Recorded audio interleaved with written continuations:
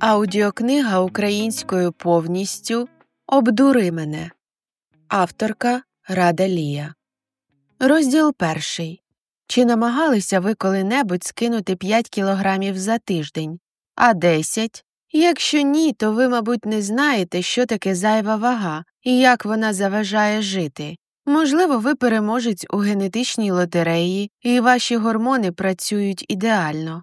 Чи вам пощастило, і всі у вашій родині худі? Чи ви ведете аж занадто активне життя, і зайві кілограми не встигають приліпитися до вашого ідеального тіла? Мені ж в цьому житті не пощастило. При зрості 1,68 м я важу 95 кілограмів. І що б не робила, скинути їх не вдається. Ще в дитинстві, коли інші діти були худенькими, я вже вирізнялася серед них об'ємами.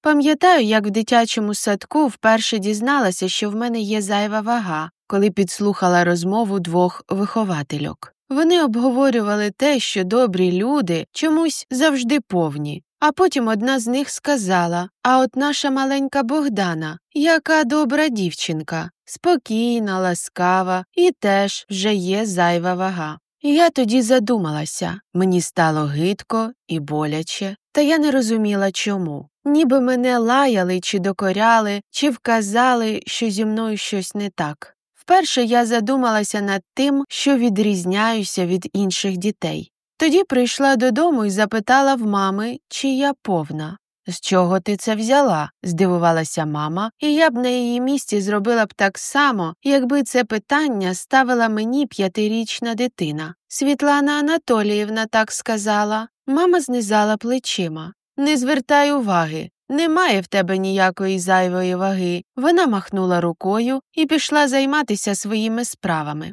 Проте я не дуже їй повірила, і з того часу почала думати, що маю схуднути.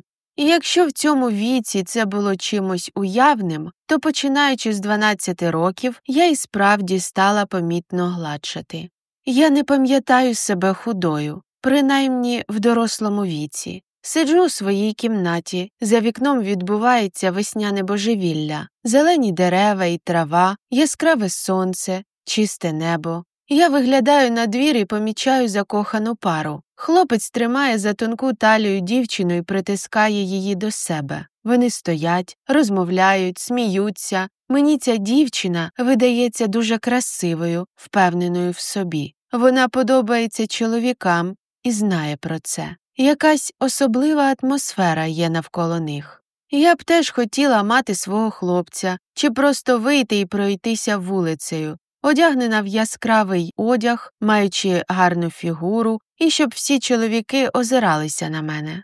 Осмикую донизу кофту, в яку можуть влізти 2 таких дівчат, і сідаю назад за стіл. Я потвора, тихо шепочу собі. В мене тремтять руки, і я починаю плакати. Просто не можу стримати сльози. Мені здається, що я ніколи не зможу схуднути, і нічого хорошого в цьому житті на мене вже не чекає. Відчуваю сильний голод. В мене немає друзів, хлопця і можливостей на майбутнє. Але смачні бутерброди, солодкий чай і цікава книга можуть поліпшити мій день. Раз це єдина радість, яку я можу собі дозволити. Йду на кухню, роблю чай з бутербродами і повертаюся до лептопа. Ще раз визираю у вікно і зітхаю. Відчуття, що я в пастці, в тюрмі. Заходжу на сайт знайомств. Знаю, що мене ніхто не вибере і не покличе на побачення. Але цікаво спостерігати за іншими, вдавати видимість життя і вибору чоловіка. Відкриваю свою сторінку і неочікувано бачу повідомлення. Роблю швидкий ковток чаю і відкриваю його. «Привіт, незнайомка!» Симпатичне личко. «Що?» Кров приливає мені до обличчя. Це схоже на жарт. Може, якийсь знайомий, який побачив мою анкету, знущається? Вирішую не відповідати. Та за 10 хвилин отримую ще одне повідомлення. «Чому мовчиш?» Збентежено вдивляюся в літери. Нарешті наважуюся. «Привіт. Що робиш? Чому вдома в таку гарну погоду?» «Можу спитати тебе про те саме», – пишу і посміхаюся. Невже й справді цей хлопець зацікавився мною? Заходжу на його профіль. На вигляд років 27. Симпатичний, темноволосий, виразні карі очі, звуть Тимур. Стоїть біля новенького червоного пікапа на фоні соснового лісу. В такого має бути купа дівчат. Навіщо він мені пише? Знову ставлю собі питання. Всю ніч працював, отримую відповідь. Вдень єдина можливість відіспатися. Тож, якщо раптом перестану відповідати, знай, що я просто заснув. Посміхаюся. Де ти працюєш? Програмую комп'ютерні ігри. Подобається твоя робота? Більш-менш. Хоча я мрію заробити багато грошей і поїхати у навколосвітню подорож знімати природу. Можливо, почати свій тревел-блог, Ютуб. І цим заробляти. Програмувати часом буває нудно. Моє серце на мить завмирає, бо це і моя велика мрія. В якійсь з соцмереж я писала про це раніше, хоча навряд чи він про це знає. Дивно, що дівчина з зайвою вагою, яка і по своєму району соромиться пройти, мріє про далекі землі й подорожі. Ще дивніше, що цей привабливий незнайомець хоче того самого. «Чому ти написав мені?» Раптом питаю і одразу жалкую про це. Я б стерла повідомлення, та воно вже прочитане, і в цьому немає ніякого сенсу. А чому я не мав тобі написати? В кінці смайлик, який знизує плечима. Ти приваблива, гарна дівчина. Сподобалася мені. Я не можу повірити в те, що читаю. Встаю з-за столу і виходжу в коридор до дзеркала. Торкаюся свого обличчя. Невже я і справді могла йому сподобатися? Але який сенс йому брехати?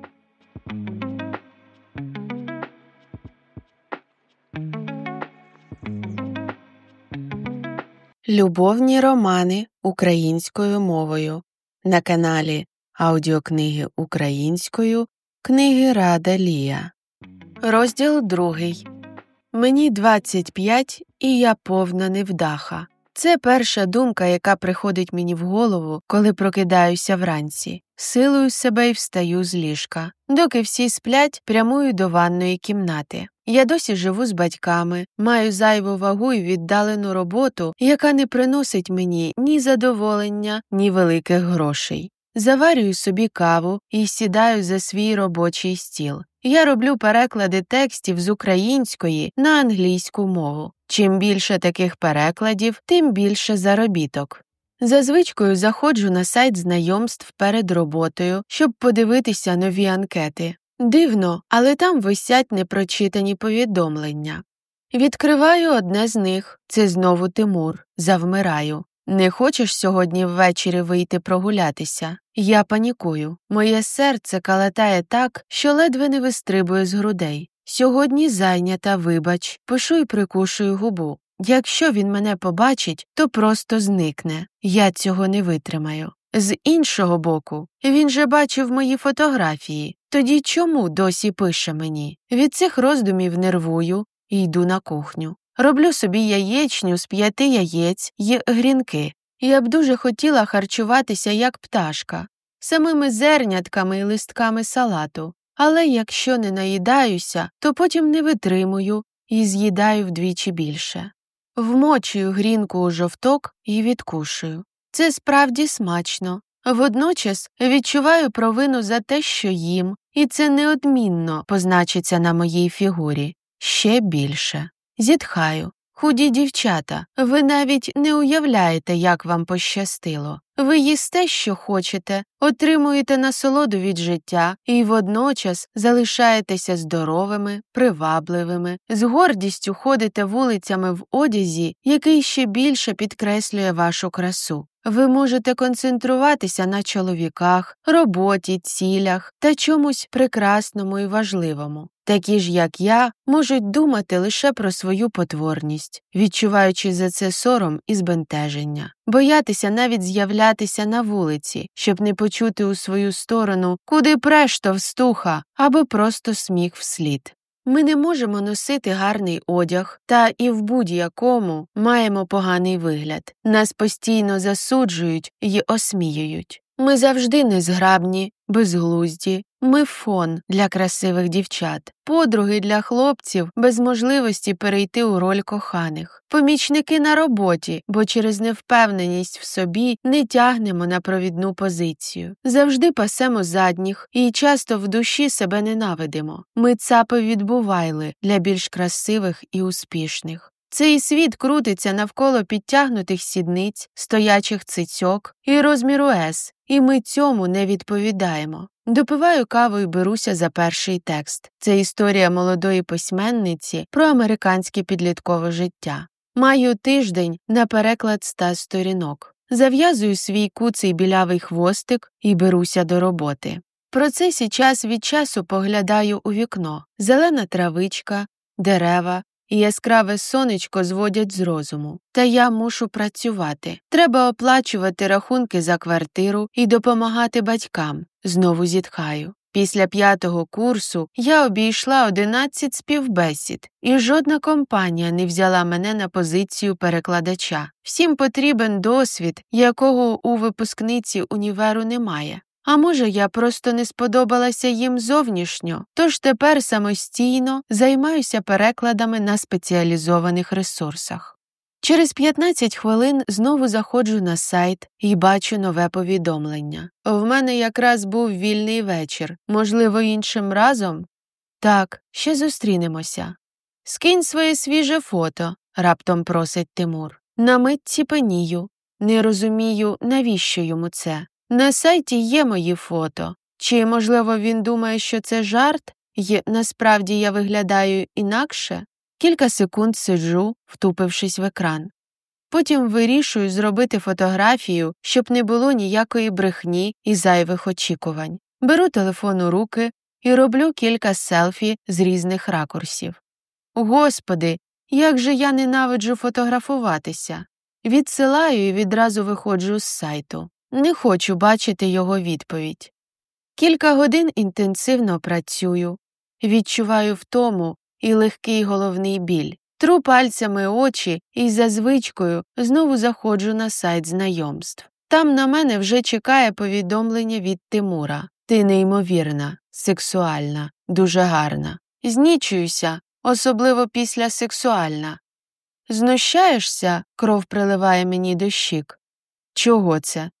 Ти саме такий типаж дівчат, який мені подобається.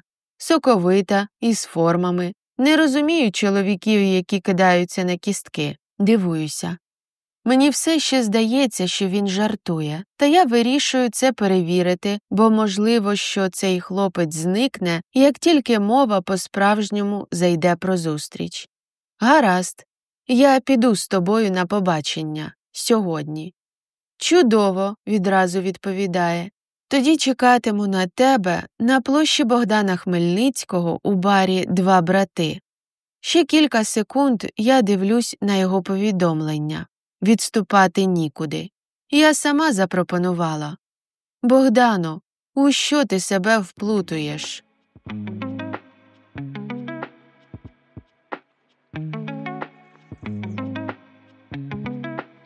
Розділ 3. Сьогодні має відбутися моє побачення з Тимуром. Страшенно боюся. Весь день вибираю одяг, в якому виглядатиму стрункішою, та не існує таких штанів, які змогли б сховати 35 зайвих кілограмів. Врешті зупиняюся на джинсах з утягуючим поясом, футболці і чорному піджаку. Своє біляве волосся просто розпускаю. Старанно накладаю макіяж на обличчя так, як бачила в інтернеті, щоб витончити ніс і візуально зменшити щоки. Сказати, що я задоволена, не можу, бо завжди не подобаюся собі, але об'єктивно маю кращий вигляд, ніж завжди. Ввечері збираюся і нервую, місця собі не знаходжу. Що як він висміє мене або принизить. Намагаюся відганяти погані думки і борюся з бажанням просто заблокувати його на сайті, щоб нічого не пояснювати і не прийти на зустріч.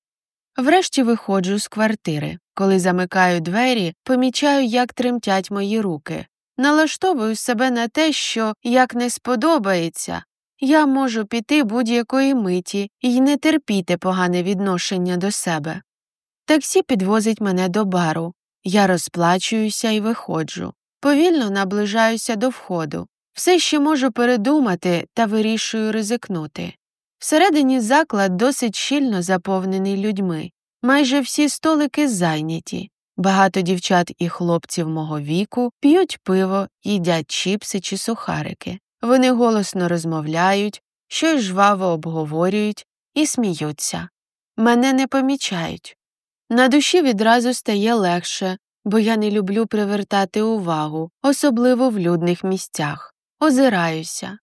Нарешті помічаю Тимура за одним зі столиків, затамовую подих і рушаю вперед. Сідаю за стіл. Він посміхається мені. «Я вже думав, ти не прийдеш». Була така вірогідність. «Взяв на себе сміливість і замовив тобі також пиво», – каже Тимур, коли офіціант підходить до нашого столу. Я киваю. «Алкоголь – якраз те, що мені зараз потрібно, щоб трохи розслабитися, бо на тверезу я такої напруги не витримаю». Дивлюся на Тимура і згадую єдине побачення, яке в мене було до нього. Кілька років тому я так само на сайті знайомств знайшла хлопця, який запросив мене погуляти з ним в парку. Коли я прийшла, він сидів на лавочці з відкритою пляшкою пива. Хлопець уважно огледів мене з голови до ніг. «А ти спортом займаєшся?» – запитав він скептично. Потім розповів кілька історій своїх знайомих, які зраджують одне одному. Раптом додав, що дуже повні дівчата йому не подобаються. Побажав мені всього хорошого, допив своє пиво і пішов. Я ж тоді весь вечір плакала. Заблокувала свій профіль і ще рік не наважувалася туди заходити. Тож зараз роблю ковток прохолодного пива і весь час очікую, коли Тимур почне мене ображати. Та цього не відбувається. Він приязно усміхається, розповідає смішні історії зі світу програмістів, і, здається, це дійсно нормальний хлопець. Скоро нам приносять сирну нарізку і блюдце з горішками. Я соромлюся їсти на людях, бо очікую на жарти чи зауваження з приводу того, що з моєю вагою мені їсти не можна і треба сидіти на суворій дієті. Краєм ока помічаю, що він сам підсунув до мене тацю з їжею і вирішую пригоститися. «То ти добре знаєш англійську?» Я киваю. «Ти могла б працювати в ІТ, наприклад, тестувальником чи аналітиком». «Не думаю, що це моє», – шаріюся. «Я люблю книжки читати, вивчати літературу і мистецтво. ІТ, здається, надто прагматичне для мене». Тимур зітхає. «Не можу з тобою не погодитися. Тому і мрію про власний тревел-канал в Ютубі, бо я така ж романтична і творча натура, як ти». Він ніжно дивиться на мене і бере за руку. Від цього дотику мені стає ніяково. «Ти дуже гарно знаєш про це», – каже, і мені здається, що це жарт чи знущання. «Чому супишся?» – він сміється. «Невже ніхто й ніколи не казав тобі цього?» Хитаю головою. Кров приливає мені до щік, і я підозрюю, що зараз сиджу червона як помідор і цим видаю себе. А от я кажу. Він проводить пальцем по моїй долоні, а потім цілує її. «Ти дуже приваблива дівчина». Знову шаріюся. Ми ще деякий час сидимо в барі, і мені здається, що я справді йому подобаюся. Тимур дивиться на мене зацікавлено, постійно усміхається і торкається мене. Ми розмовляємо про все на світі, і, здається, він розуміє мене. Додому повертаюсь на таксі. Тихо заходжу у квартиру, щоб не розбудити тата, який вже має спати п'яним, і проходжу до себе. Роздягаюся, змиваю косметику і ще півгодини лежу в ліжку та розмірковую над тим, який Тимур чудовий. Від цих думок я відчуваю тепло у грудях, ніби річ йде про якусь дуже близьку людину. Невже хтось справді здатен полюбити мене такою, якою я є? Розмірковуючи над цим і несміливо мріючи, що, можливо, цього разу я знайшла свою другу половинку, засинаю.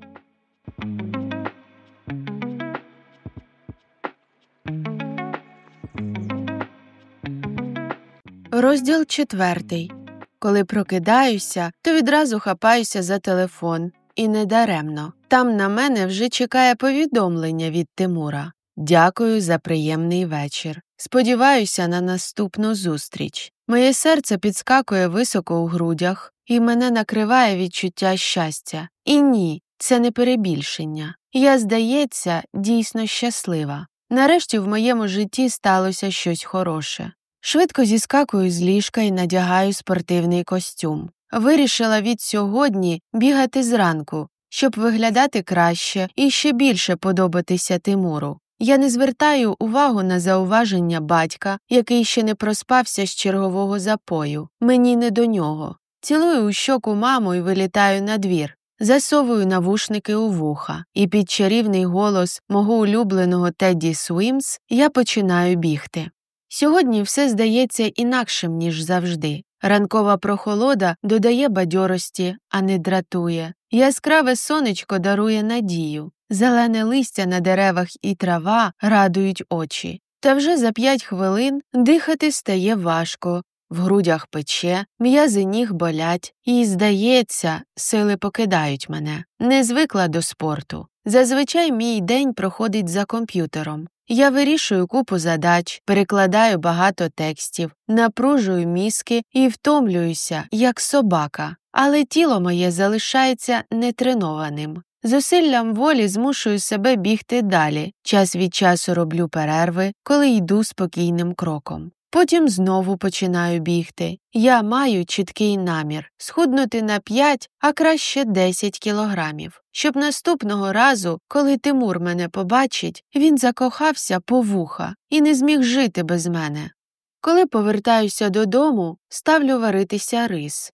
Я знайшла в інтернеті дієту на 9 днів, яка нібито гарантує втрату 5 кілограмів. Для цього треба 3 дні їсти рис без солі, 3 дні яблука і знову 3 дні рис. Звучить не дуже добре для здоров'я, але якщо на наступній зустрічі я буду гарною, воно того варте.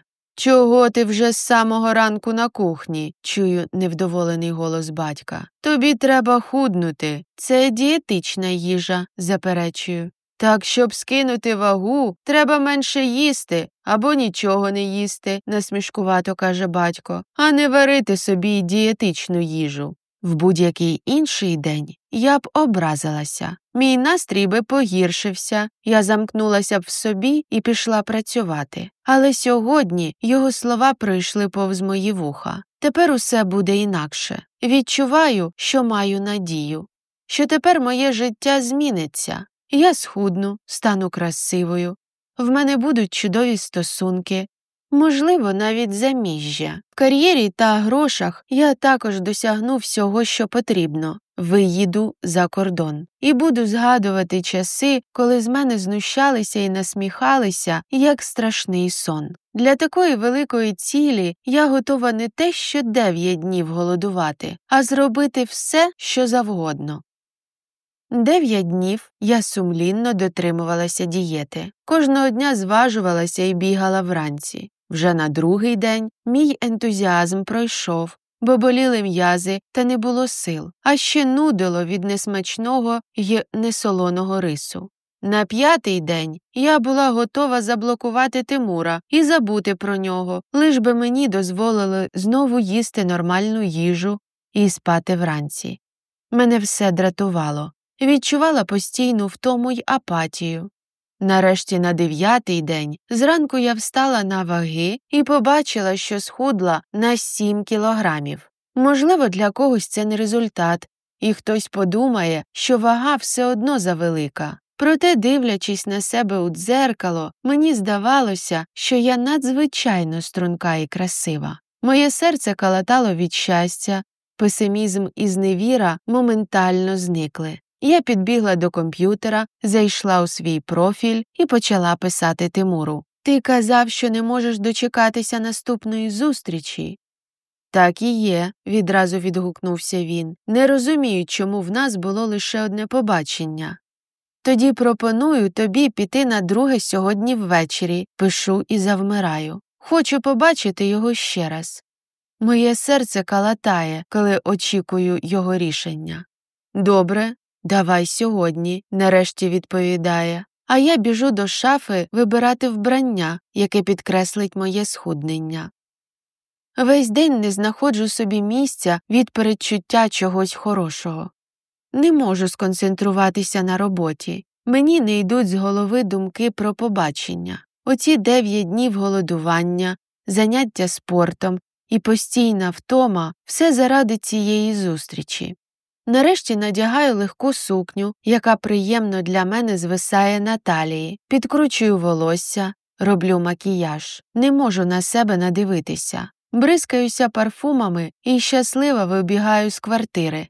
Через 15 хвилин заходжу до того самого бару. Мабуть, це самонавіювання, але мені здається, що всі на мене дивляться. Один хлопець в кінці залу навіть підморгнув. Я про всяк випадок озирнулася, але поруч не було жодної дівчини, тож цей знак уваги точно призначався саме мені. Підходжу до столика і насолоджуюся ошелешеним поглядом Тимура. «Ти якось змінилася. Дуже добре виглядаєш», – шепоче він і вказує рукою мені на місце навпроти. «Сідай. Сьогодні я не на дієті, тож ми п'ємо пиво і їмо тушковану картоплю з соусом і запеченим сиром. Після 9 днів майже голоду я не можу наїстися. Непомітно випиваю вже 4-й келих пива. «Ти мені дуже подобаєшся», – сп'янівши промовив Тимур. Усміхаюся, бо до нього мені це не те, що рідко говорили, а просто ніколи. Я зарікся з кимось знайомитися після останнього разу. «Чому?» – дивуюся я. «Це довга історія», – махнув рукою Тимур. «Не хочу псувати наш вечір такими спогадами. Ти можеш розказати мені все, що завгодно. Я завжди зрозумію тебе», – запевняю його. Мить він вагається. «Добре», – нарешті наважується. «Рік тому я познайомився з дівчиною», – він робить ковток пива. Чудова, красива, розумна, добра, здавалося, що ідеальна. Від цього початку розповіді мені кольнуло в грудях від ревнощів. «Ми зустрічалися майже півроку», – продовжив Тимур. «Все йшло до серйозних стосунків. Потім вона попросила в мене суму в борг, щоб відкрити свій бізнес. Казала, що це наше майбутнє і можливість обдурити систему, яка тримає людей бідними. В результаті я продав свою машину і дав їй гроші. І думаєш, де зараз вона?» «Де?» – шепочу, вже здогадуючись, чим це закінчиться. «От і я не знаю», – каже тихо. «Свій акаунт вона заблокувала, телефон не відповідає. Виявилося, що я нічого про неї не знаю. В тому будинку, до якого я її підвозив, вона не живе. Дівчина дурила мені мізки, щоб розкрутити на гроші, а потім пропала. Я кілька місяців не міг відійти. Думав покінчити зі знайомствами раз і назавжди. Та потім зустрів тебе. Він бере мене за руку, цілує пальці, довго дивиться в очі. Мені стає його дуже шкода. Не знаю, як би змогла пережити, якби хтось так само вчинив зі мною. Як довіряти людям після цього? «Слава Богу, ти інша», – шепоче він мені. Відчуваю, що ми зустрілися недаремно.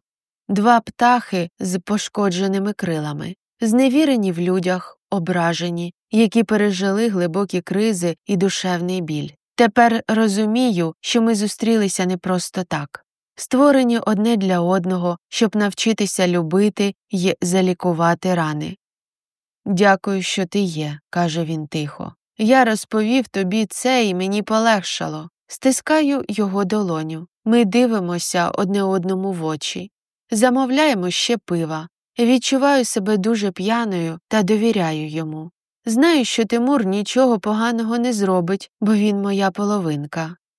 Після чергового келиха розповідаю йому про своє життя, батька-алкоголіка, зайву вагу і вічні знущання однолітків. Про те, що живу з батьками, щоб відкласти трохи грошей. І на що ти збираєш? Хочу купити власне авто, а ще відкласти, щоб орендувати житло і жити якомога далі від батька. Тимур киває з розумінням. Ми ще трохи сидимо, а потім викликаємо таксі для нього і для мене. Радий, що зустрів тебе, каже він мені, цілує і садить в машину. Авто від'їздить, а я озираюся і дивлюся на цього чоловіка. Першого в житті, хто розуміє мене, нічого не вимагає, якому я подобаюся такою, як є. Коли повертаюся додому, то відразу, не приймаючи душ і не змиваючи макіяж, завалююся у ліжко. Пиво вдарило мені в голову, і єдине, чого хочу, це спати. Я повертаюся на бік і згадую, як він цілував мені руки, як казав приємні слова, як дивився на мене своїми красивими, глибокими очима.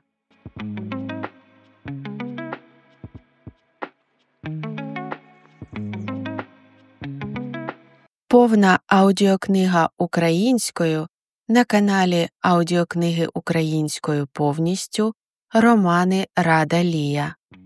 Розділ 5. Коли я прокидаюся вранці, мені важко зібрати себе докупи. Останні кілька келихів були зайвими. Думки, як сполохані миші, розбігаються в різні боки. Нарешті підіймаюся і волочуся до ванної кімнати.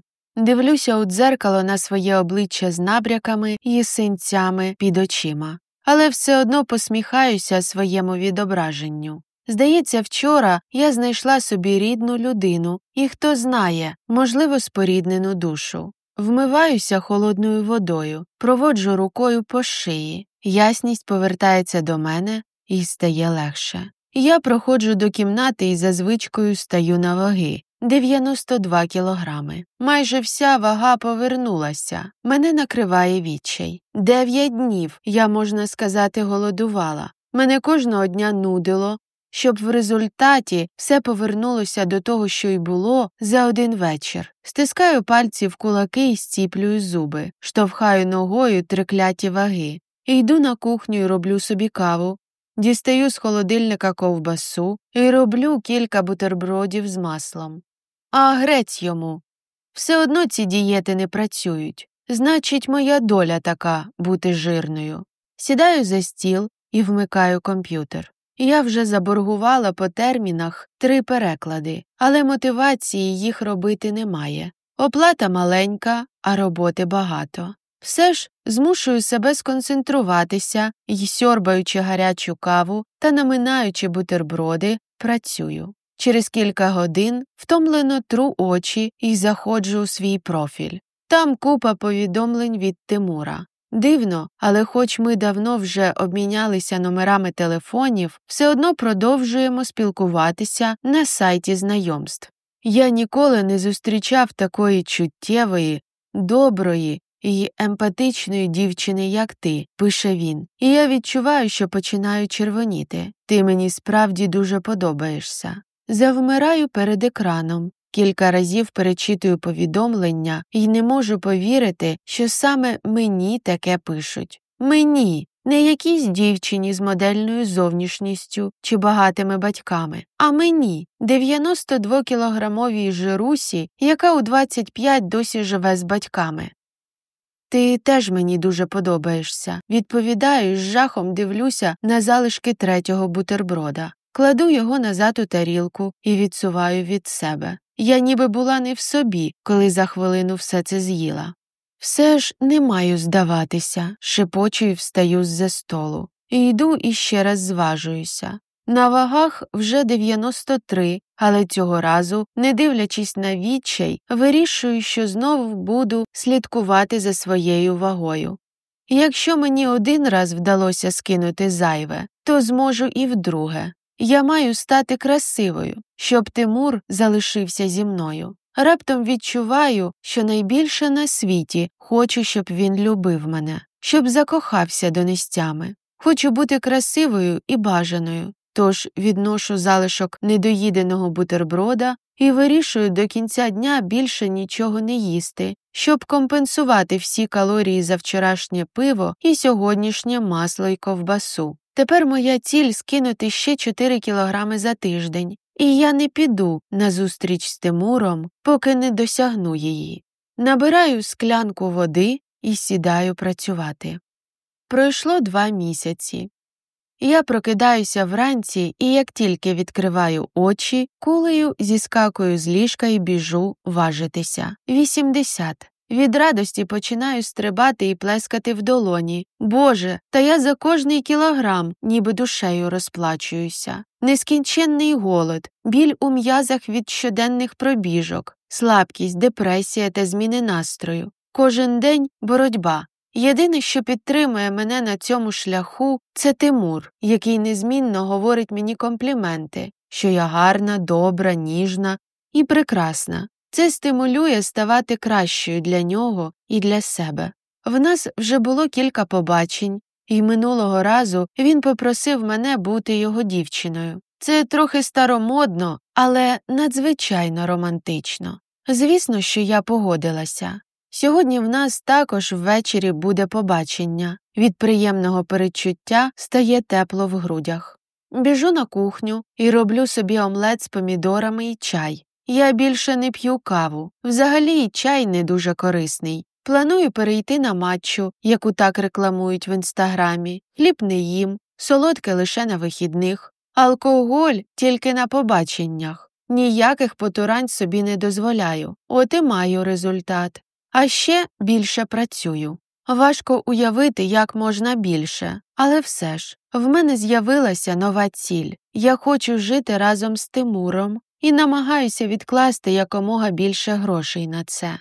Цілий день напружено працюю. Запровадила собі нову звичку. Кожного дня кілька годин читати книжки англійською в оригіналі для додаткового тренування. Думаю, з таким підходом ще й рік і мене покличуть не просто робити студентські роботи, а навіть перекладати книжки для видавництв. Коли на годиннику вже 5 вечора, я починаю збиратися. Більшість моїх речей завеликі на мене. Нещодавно я купила джинси на 3 розміри менші, ніж ті, які носила дотепер. Тож зараз їх і надягаю. Підперізую сорочку, в яку я раніше ледь влізала паском, і йду до дзеркала. Уважно себе розглядаю. Щоки зменшилися, відкривши світу великі, як виявилося, очі. Підводжу їх тонкою чорною стрілкою, щоб зробити ще виразнішими. Замазую синці під очима коректором, фарбую вії, зав'язую волосся у хвіст. Ніколи раніше я не мала такого чудового вигляду. Виходжу з квартири, спускаюся сходами і сідаю у таксі. Кожного разу, коли їду до нього, мені стає тепло, затишно. Відчуття, що знайшла кохану людину і водночас найкращого друга. Він – моя мотивація і підтримка. Розплачуюся з таксистом і забігаю до бару. Це поки що майже єдине місце, де ми з Тимуром зустрічаємося. Він не кличе мене до себе, а я не напрошуюся. Розумію, що він не довіряє дівчатам після історії з колишньою. Тому цей бар мені вже теж наче рідний. Обводжу поглядом зал, і він сидить за тим самим столом. Завжди за одним і тим же. Це дивно, але водночас якось затишно. Підходжу і плюхаюся навпроти. Пиво і сирна тарілка? Киваю. Маю зізнатися, що не лише через Тимура біжу на ці побачення, а ще й заради алкоголю і їжі, яку собі зазвичай не дозволяю. Відчуття подвійної радості накриває мене. «Як робота?» – питає він зацікавлено після того, як робить замовлення. «Її забагато», – роблю великі очі. «Але треба працювати активніше, щоб відкласти якомога більше». «І багато ти вже відклала?» – знизую плечима. «Точно не скажу. $5,000, не більше. Цього недостатньо, щоб купити авто і відкласти на півроку окремого життя». Тимур киває. «Крокодилячі ціни на все. Ти в мене молодець. Не кожна дівчина так може. Зазвичай більшість чекають, що їх забезпечуватиме хлопець. Я шаріюся. Хочу бути для нього найкращою і не схожою на інших дівчат, щоб він цінував мене і зрозумів, що я не така, як його сука колишня. «Йди до мене», – каже він. Я встаю з-за столу і сідаю біля нього, горнуся ближче, а потім ми весь вечір цілуємося. «Я думаю, що ми готові жити разом», – шепоче мені на вухо. Від щастя в мене стискається шлунок, і я забуваю, як дихати. Нарешті видихаю і притискаюся сильніше. Додому потрапляю вже під ранок, п'яна і щаслива. Нарешті цей світ працює для мене. Ледь змушую себе змити макіяж і завалююся спати. Наступного дня прокидаюся ближче до обіду. Це дуже непродуктивно, і я картаю себе за це. Але що поробиш? Молодість. Після душу і легкого сніданку одразу сідаю працювати. Мені приходить повідомлення від Тимура. Сьогодні побачимося. Взагалі я не планувала, бо накопичилися хвости по роботі. Проте пишу йому зовсім інше. А вже ж, я з радістю. Тоді на тому ж місці, в той самий час. Усміхаюся. Скоро ми житимемо разом. А там, дивись, і одружимося. Будемо потім розповідати дітям, що знайшли одне одного на сайті знайомств. Упродовж дня нетерпляче поглядаю на телефон, та більше повідомлень немає. Нарешті на годиннику 5.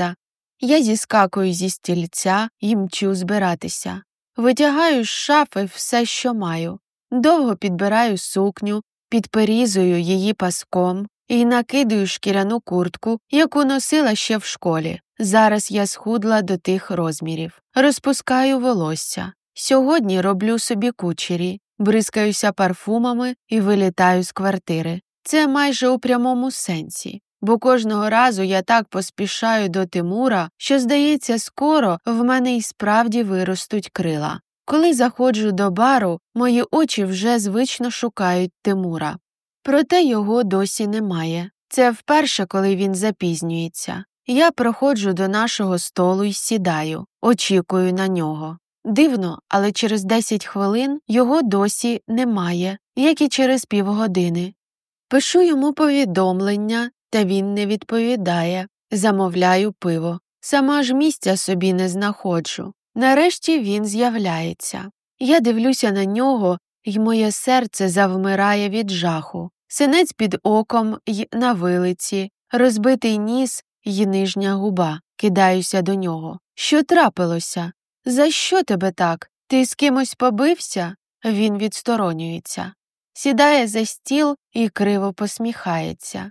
Ага, побився. Скоріше це мене побили, як дитину. Підсовує до себе моє пиво і робить ковток. Господи, я хапаюся руками за щоки. Це якісь бандити? Треба йти в поліцію. Тимур видає короткий смішок. Яка ти наївна. У них є там свої люди, та і я винен їм. Після останньої фрази він опускає очі, неначе йому соромно. В якому сенсі? За що винен?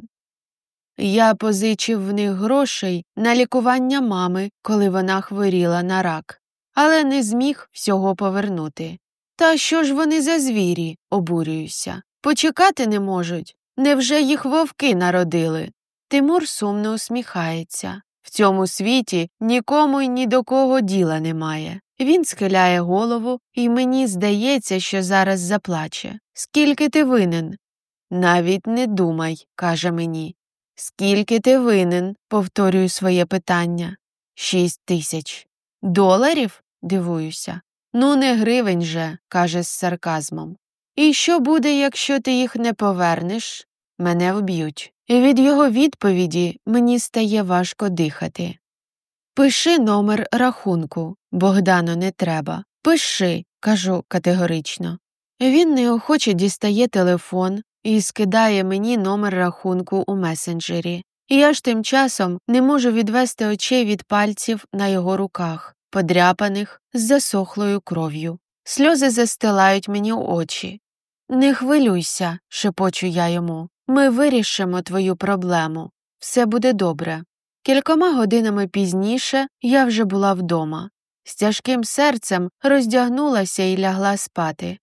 Я знала, що маю допомогти Тимуру, бо він мій майбутній чоловік, моя доля. Ми не просто так зустрілися. А наступного ранку я попрямувала до банку, щоб покласти на рахунок Тимура $6000. Коли операція була закінчена, в мене залишилося 200. Все, що збирала 4 роки, було відправлено йому. З легким серцем я вийшла на вулицю і написала: «Твою проблему вирішено. Розплатися з боргом, щоб ми далі могли жити щасливо». Відправила повідомлення і пішла прогулятися вулицею, щоб подумати. Я знову на старті свого шляху. В мене майже немає грошей. Я змушена жити з батьками, щоб накопичити хоч щось. Та водночас я врятувала життя людини. І не просто людини, а когось дуже близького і рідного. А значить, воно того варте.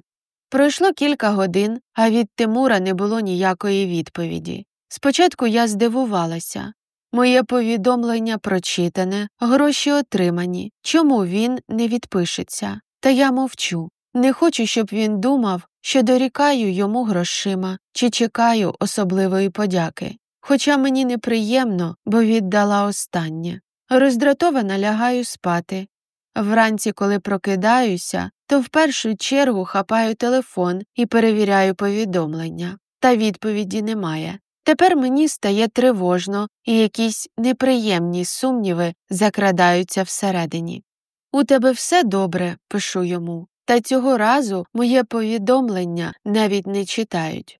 Нетерпляче ходжу по кімнаті, не знаходжу собі місця. А раптом з ним щось сталося. Може, ті бандити не дочекалися погашення боргу і знову напали на нього. Чи взагалі вбили? Судомно стискаю кулаки. Треба йти до поліції. Вони мають захистити Тимура і посадити тих бандитів за грати.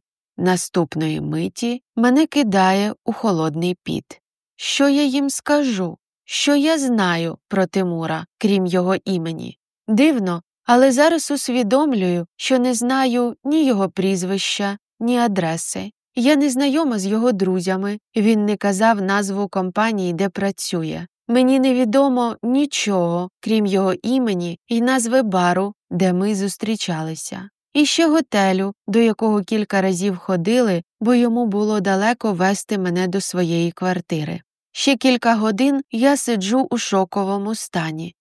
В мені бореться тривога за кохану людину і підозра, що мене просто, як останню дурепу, розвели на гроші. «Ну, ти й олень», – шепочу сама собі. «Ти зібралася жити з людиною, про яку по факту не знаєш абсолютно нічого. Може, й ім'я там вигадане, і ніякого Тимура не існує». Знову пишу повідомлення, на яке не отримую відповіді. Набираю його номер, та голос каже, що він поза зоною. І цієї миті я усвідомлюю, що ці відносини, заради яких я схудла і якими жила кілька місяців, були просто аферою, вдало розіграною грою з одною єдиною ціллю – змусити мене повірити у їх справжність і віддати свої гроші.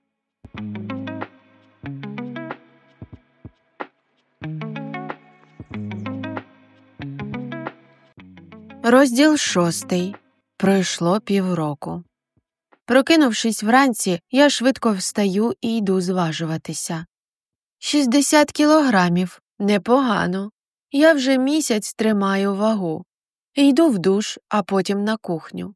Роблю собі яєчню і заварюю каву. Не дивлячись на дієту і спроби вести здоровий спосіб життя, вирішила залишити каву як одну зі шкідливих, але таких приємних звичок. Потім прямую до комп'ютера. Я все так само перекладаю курсові та дипломні роботи для студентів, постійно читаю англійською і мрію отримати запрошення до якогось видавництва як перекладача. Як і раніше, відкладаю гроші на окреме від батьків житло. Та є і зміни. Наприклад, я знайшла ще 2 дівчини в інстаграмі, яких Тимур, він же Ігор і він же Назар, розвів, як і мене, на гроші. Всі вони мали або зайву вагу, або інші недоліки зовнішності і, як результат, низьку самооцінку. Цим він і користувався. З дівчатами ми багато спілкуємося, і в нас є спільний об'єкт ненависті, тож вперше у житті в мене з'явилися подруги. Ще моя вага тепер тримається близько 60 кілограмів. Мені більше не роблять зауваження на вулиці чи при покупці одягу в магазині. Я не соромлюся надягати яскраві речі, короткі спідниці чи топи і почуваюся вільною. В цілому, якщо не рахувати втрачені гроші, я вдячна Тимуру за те, що змусив мене слідкувати за зовнішністю, стати впевненою в собі й знайти друзів. З іншого боку, так боляче, як він, мені ще ніхто не робив, і кожного дня я мрію про помсту. «А ти не думаєш, що треба повернути свої гроші?» – пишу одній із дівчат. «Це неможливо», – категорично відповідає вона. «Як ми його знайдемо? А що, як нам не треба його шукати? Що, як він сам нас знайде?» Пишу, і мені в голову приходить ідея. Нам просто треба відшукати дівчину з помітними вадами зовнішності і виставити її фото на сайті знайомств. Він сам їй напише. Кілька тижнів ми приглядаємо серед знайомих відповідну кандидатуру, бо ж вона повинна не тільки відповідати зовнішньо, а ще й мати бажання нам допомогти. Нарешті чудова дівчина Софія погоджується, і ми починаємо операцію знайти гада і повернути собі гроші. Робимо серію фото, на яких видно проблеми Софії з зайвою вагою. Створюємо її профіль. В описі пишемо, що вона шукає другу половинку і споріднену душу. Після цього завмираємо і чекаємо. Проходить тиждень, потім другий. Я вже втратила надію. Починаю думати, що всі зусилля були даремними. Аж раптом одного вечора Софія повідомляє, що їй написав якийсь Вадим і запропонував зустрітися. Вона надсилає його фото, і я ціпенію. Це він. Тварюка. Попався. Погоджуйся на зустріч, пишу Софії. Через кілька годин вона надсилає адресу бару, а ми з дівчатами збираємося. Наш план – прослідкувати за ним до його житла, а потім повернути гроші. Тож, коли він виходить з бару і саджає Софію у таксі, ми вже сидимо в іншій машині і слідкуємо за ним. Він сідає в окреме авто, з якого виходить через 15 хвилин біля однієї з багатоповерхівок у спальному районі міста. Коли він заходить до під'їзду, я підіймаю голову і чекаю. Нарешті на другому поверсі вмикається світло, і ми тепер точно знаємо, де він живе. «Гра почалася», – шепочу я. Після цього їду додому. Пройшло ще 2 тижні, і після чергового побачення Тимура з Софією ми вже вичікували на нього в під'їзді. Коли він витягнув ключі з кишені, я вдарила його старою сковорідкою по голові. Після цього ми відкрили двері і затягнули гада всередину. «Його треба зв'язати», – запропонувала інша постраждала Катя, «бо ми не знаємо, коли він прийде до тями». Ще одна постраждала Олена знайшла шнурки для взуття, якими ми їй зв'язали йому руки. Тим часом відкрили кожну шафку, перевірили кожен ящик. Нарешті в одному з них виявили $27 тисяч. Це означає, що були інші такі ж дурепи, як і ми, з сумом промовляю, нещасні. Я дивлюся на чоловіка, за якого збиралася заміж, була готова померти заради нього, і мені стає боляче. Ми забираємо гроші, лишаємо його лежати на підлозі і нашвидку витерши свої відбитки пальців ганчіркою, так я бачила в американських фільмах, зникаємо. В під'їзді ділимо гроші на 4. Виходить майже по 7 тисяч. Вже у таксі я починаю істерично реготати. Видно, це адреналін, а також втрачені надії. Прощаюся з дівчатами і прямую додому. Після душу і вже переодягнута, я сиджу у ліжку і розмірковую. Тепер все дійсно налагодилося. Я красива, струнка, здорова і впевнена в собі. Маю гроші на нове життя в окремій квартирі. І знаєте що? Я не буду чекати, поки якесь видавництво запросить мене стати перекладачем. Завтра ж я сама напишу їм і запропоную свою кандидатуру, бо я цього варта.